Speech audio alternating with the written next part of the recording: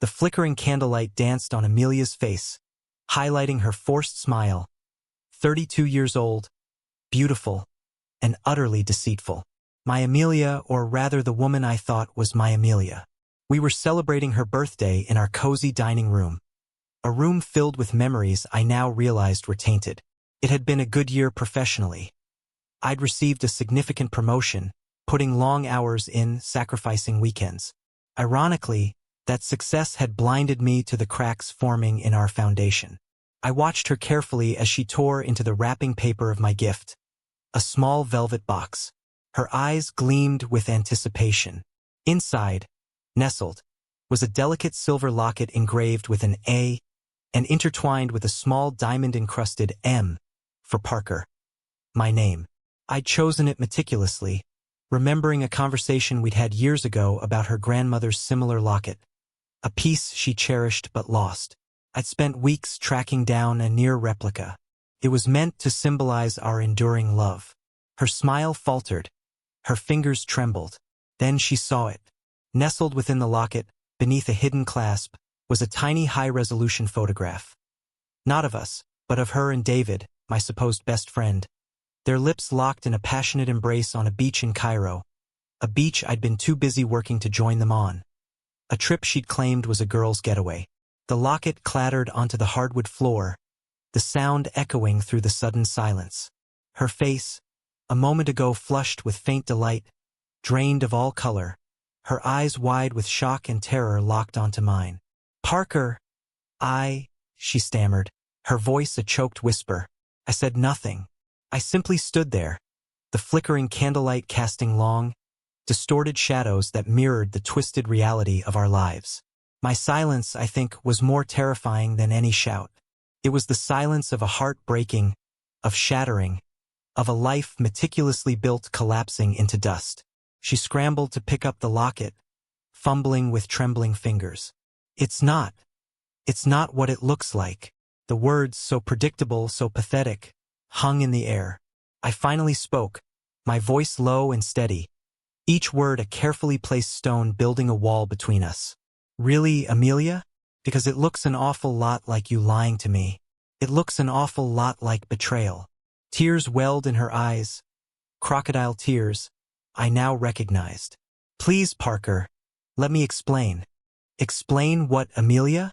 Explain how you looked me in the eyes day after day. Swore your love while you were screwing my best friend behind my back." The dam finally broke. Sobs racked her body. She fell to her knees, clutching the locket as if it were a life raft.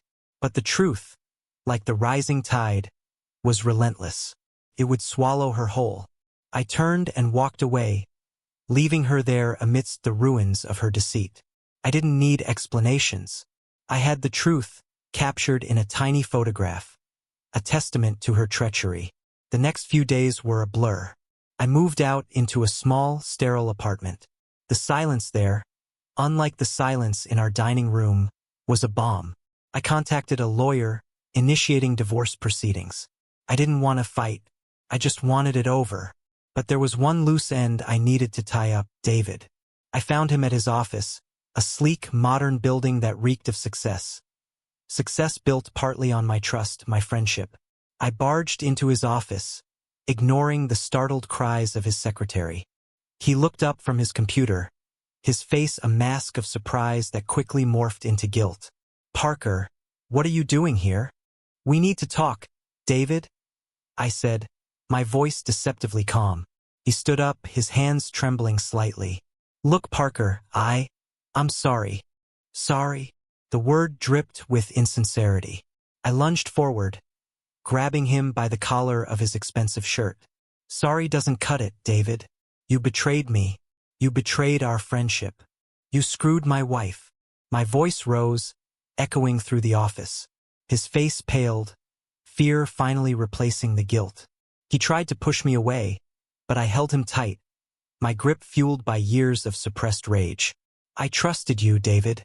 I thought you were my friend." "Parker, please, let's talk about this rationally," he stammered, his eyes darting around the room, searching for an escape. "Rational? You think there's anything rational about what you did?" I tightened my grip. You destroyed my life, David. And now I'm going to destroy yours. I released him, the suddenness of it sending him stumbling back. I didn't hit him. Physical violence wouldn't satisfy the deep, visceral anger that consumed me. I had something far more devastating planned. I left his office, leaving him trembling, the fear in his eyes a small victory. The following weeks were a whirlwind of legal proceedings. Amelia contested the divorce, claiming I'd misunderstood the photograph.